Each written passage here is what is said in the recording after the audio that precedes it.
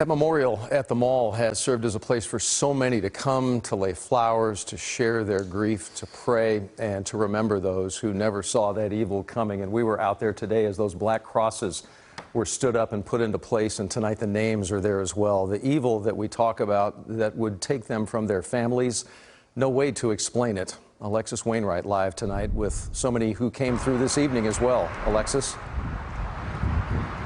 Yeah, Doug, as you guys mentioned, tonight we know the names of all of the victims who were killed in this tragic shooting, and you can read those names on the 8 crosses here behind me at this memorial. Now, despite this being the place where all this tragedy happened, this has now become a safe space for everyone to come to. We've been seeing an influx of people all day coming in and out of the outlets, and we've been seeing some of them shedding tears, showing anger, expressing frustration, or just here wanting to show support to the victims.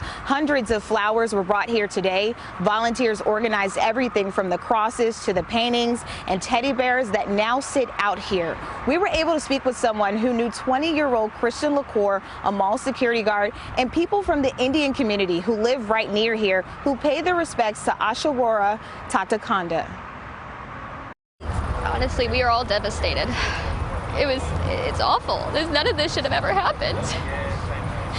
He was such a kind soul. He would come in like 3 times a week at a minimum. At least whenever I was there, he would be there.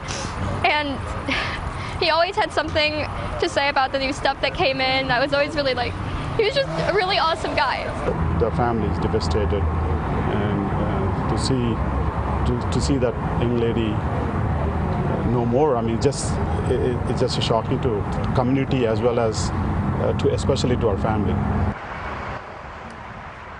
And right there, you could hear the emotion. That's what we've been seeing all day out here. We also know that tonight there were emotional support dogs here for anyone who needed it. Guys? Alexis, not everybody we know always comfortable when you have a camera with you, obviously, and speaking on camera, but you certainly spoke with people who showed up at the memorial who still wanted others to hear their stories. What do those people have to share with you?